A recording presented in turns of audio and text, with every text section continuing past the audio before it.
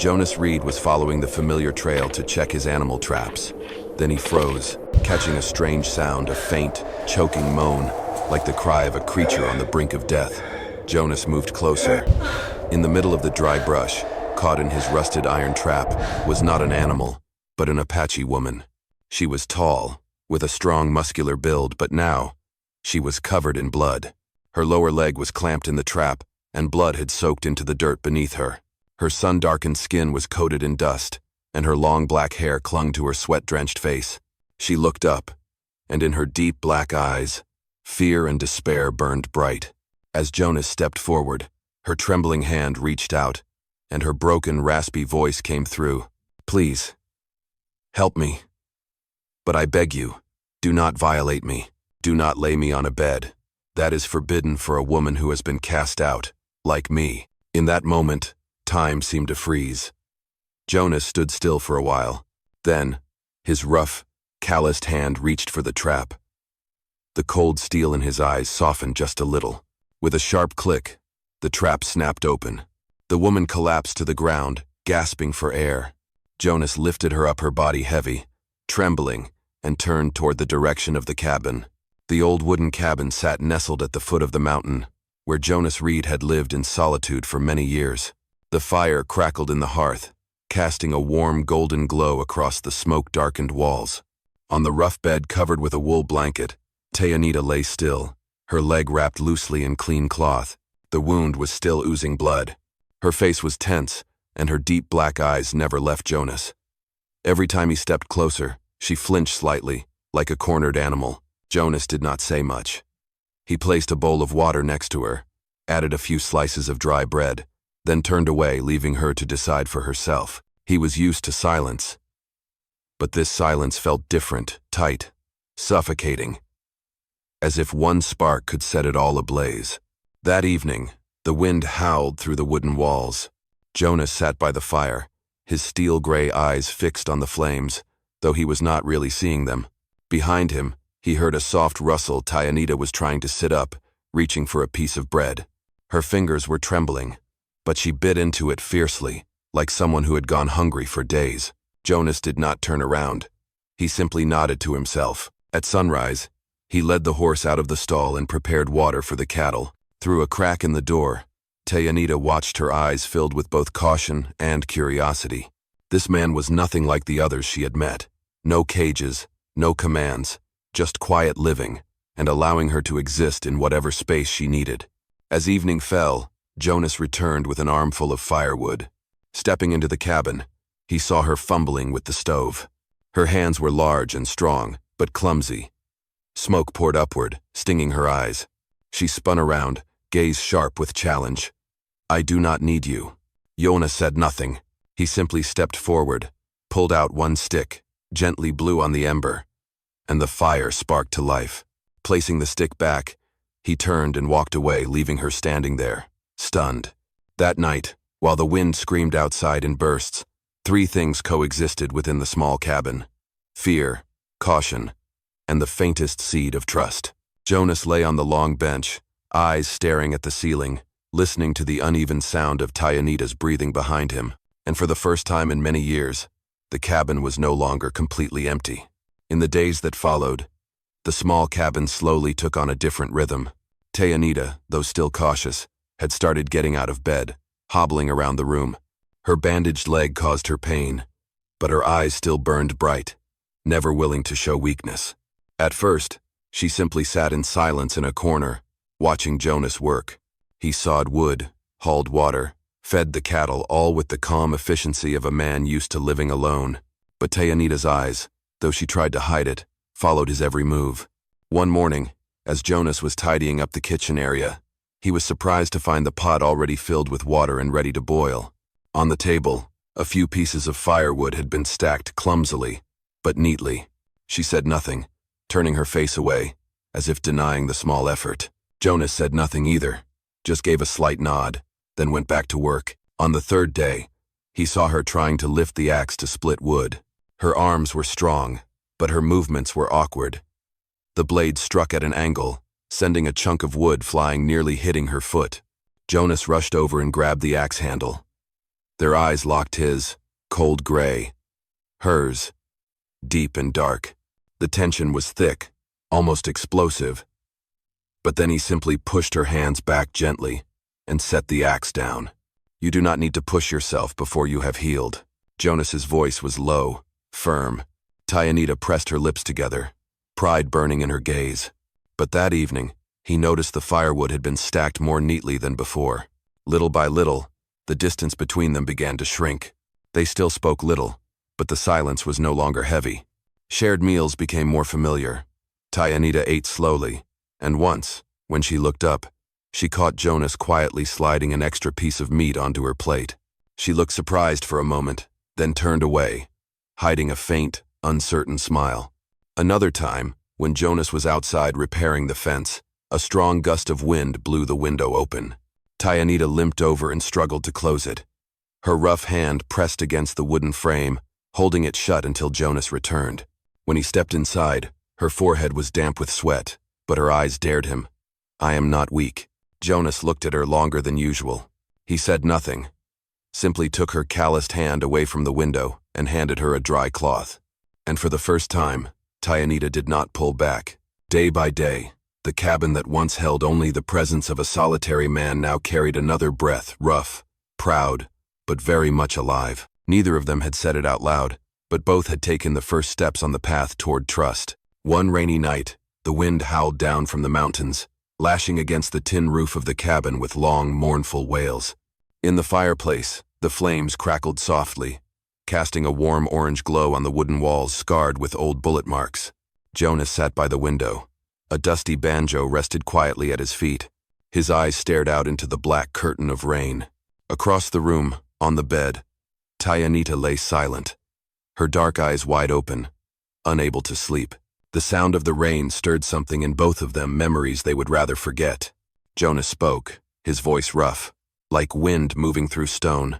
"I once had a family, a wife, and a son who never got the chance to be born. One winter, a plague swept through. I watched them go, all of them, and since then, it has been just me in this house." He paused. His hand trembled slightly as he held his cigarette.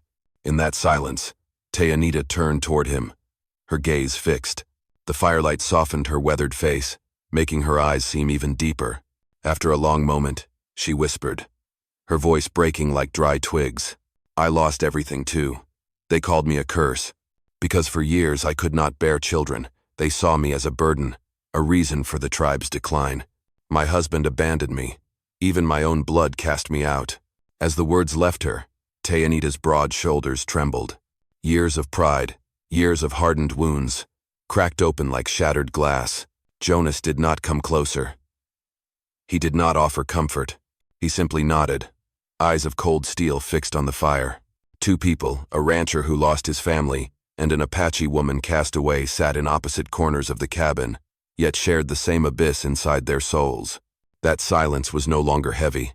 It had become a thread thin, invisible, that drew two broken hearts closer together. Outside, the rain still poured against the cabin walls. But inside, for the first time in many years, two people no longer felt entirely alone. Thank you for being here. If this story brought back old memories, dusty afternoons, the sound of hooves echoing deep in your heart, then subscribe to my channel, so that each day we can sit together again. And I will tell you another story from the Wild West. Winter was slowly retreating from the mountains, but the nights remained cold as steel. Even with the doors shut tight, the wooden cabin shuddered with each gust of wind. Jonas sat in front of the fireplace, his calloused hands carving a rough spoon out of a piece of wood. His eyes, however, were not truly focused on the task. They kept drifting toward the woman sitting in the far corner. Tayanita, wrapped in a worn wool blanket, was patiently stitching up a torn shirt with an old thread. The night was quiet. Only the crackling of the fire filled the space. Then, without a word, Jonas stood up and reached for the thickest coat hanging by the door. He walked over and gently draped it across Tayanita's broad shoulders. She flinched, her dark eyes locking onto his alert, and a little confused. Jonas spoke softly, his voice rough but warm. "It is cold." Tayanita did not reply, but her hand, still holding the needle, trembled slightly as if holding back something she could not name. From that moment on, The small gestures began to grow. At meals, Jonas always pushed the meat toward her side of the plate. When she tried to carry water from the well, Jonas followed silently behind, keeping hold of the rope to steady the bucket. No words were exchanged, but those quiet acts of care slowly began to wear down the thorns around their hearts. One evening, after a long day repairing the fence, they sat together on the porch. The highland wind blew past, carrying the scent of dry grass and cooking smoke. Jonas poured her half a glass of corn whiskey and offered it. Tyanita hesitated, then took it and sipped. The sting of the liquor made her full lips tremble slightly. Their eyes met longer than usual. In the glow of the firewood, Jonas saw something in her gaze that was no longer just fear or pride. There was another light now. Faint, but impossible to look away from. Without saying a word, he reached out and touched her rough hand. Calluses met calluses. Tyanita did not pull away.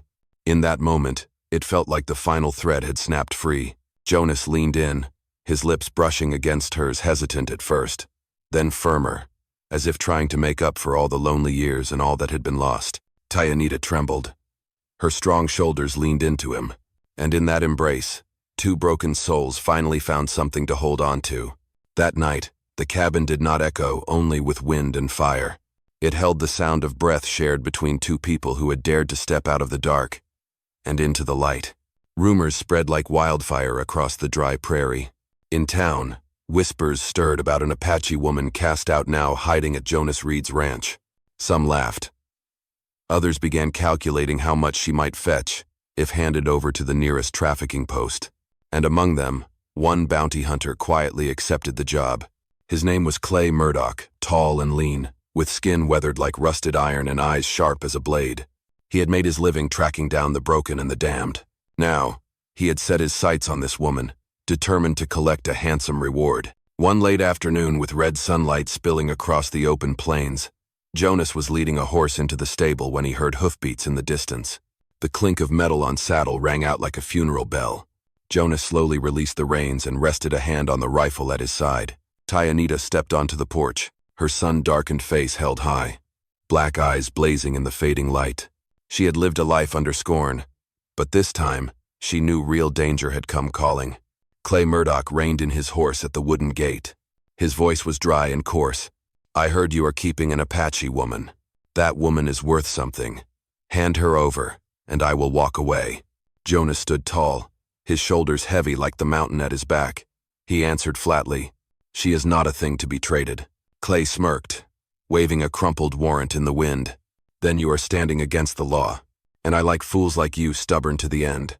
The wind swept through the tall grass, lifting dust across the open yard. The air grew thick, almost suffocating. Jonas took a quiet step back, giving Tyanita a slight nod, as if to tell her to go inside. But she did not move. She gripped the small axe in her hand, her eyes burning like fire. The sky turned to deep indigo. Darkness was falling, and with it, a confrontation that could no longer be avoided. Jonas knew well, blood would be spilled. He turned to Tyanita, his voice low but firm. "No matter what happens, I will not let him take you." And out front, Clay Murdoch tightened his grip on the gun at his hip, his eyes like a predator ready to strike. A deadly clash was drawing near. Jonas stood firm at the cabin door, his grip tight on the Winchester rifle, while inside, Tyanita trembled. The nightmare she had long feared had become real. 3 bounty hunters had tracked them down, torches in hand, eyes glowing with menace. "Hand over the Apache woman, old rancher, and you might live." The voice of the leader was thick and gravelly, as if he already counted himself the victor. Jonas spat on the ground, raising his rifle level with his eyes. "Take one more step, and one of you will fall." The air was thick and charged. One pull of the trigger, and blood would splash across the cabin porch. But just as the tension reached its peak, a low horn blew from the edge of the valley. Then shadows emerged, riders cloaked in animal hides, spears glinting in the firelight, Apache warriors. The bounty hunters spun around in shock, but before they could react, arrows sliced through the air, pinning their torches to the ground and snuffing out the flames. The prairie was swallowed in darkness, save for the pounding of hooves closing in all around. A tall Apache elder rode forward, his voice echoing clear and strong. "You hunt the weak, sell their bodies like beasts. This sin will not go unpunished by the tribe." The bounty hunters, now pale and trembling, were struck down and bound by the warriors. The scene felt like judgment passed by the land itself, undeniable, final. Tyanita stepped out of the cabin, her face lit by the flickering fire. The very warriors who once turned their backs on her now bowed their heads. The elder's voice turned rough, heavy with meaning. "We were wrong to cast you aside. You are of our blood. From this day on, if you choose to stay with this man, that will be your choice. But know this, we have come to make amends." Tears welled in Tyanita's eyes. She turned to Jonas, and her strong hand reached for his hand, the one that had dared to stand against the world for her. Jonas gave a quiet nod, a weight lifting from his heart. He was no longer alone in this fight, and more importantly, Tyanita was no longer a castaway. She had been claimed by love, by choice, and by her people. That night, under a sky full of stars, no blood had to be shed, but the hearts of two people and an entire tribe were mended through choice, through love, and through forgiveness. The next morning, sunlight stretched across the prairie, still heavy with the mist of night. Jonas's small wooden cabin, once a symbol of solitude, now glowed with life, the sound of horses neighing and the voices of Apache men and women filling the air outside. The tribe had stayed through the night, both as protectors and as a sign of goodwill. Jonas sat on the porch steps, his Winchester resting by his side, a steaming cup of coffee in hand. Tyanita stepped outside, her sun-darkened face lit by something he had never seen before, peace. She quietly sat down beside him, her strong but gentle hand resting on his. The elder approached and bowed his head to them both. "We owe you, Jonas, and we owe Tyanita. The tribe was blind. We let our daughter suffer, scorned and abandoned. But you have shown that compassion is stronger than fear. From this day forward, the doors of our tribe will always be open to you." Jonas answered with a quiet nod. He had no need for grand words. What mattered was that Tyanita was no longer cast out, and he was no longer alone. As the tribe departed, Tyanita stood watching for a long while, then turned to Jonas and whispered, I think I am with child." Jonas froze. His hand reached for her belly, trembling, as if not daring to believe the words he had just heard. A smile spread across his face, a face once carved by hardship and loss. In his eyes now shone a glimmer of hope, a light stronger than all the years of darkness behind them. In the days that followed, they began to rebuild the cabin together. Jonas added a small room off the side of the house, sometimes pausing to imagine the sound of little feet running across the wooden porch. Tyanita sat by the window, sewing small pieces of cloth into tiny shirts, her eyes filled with quiet joy.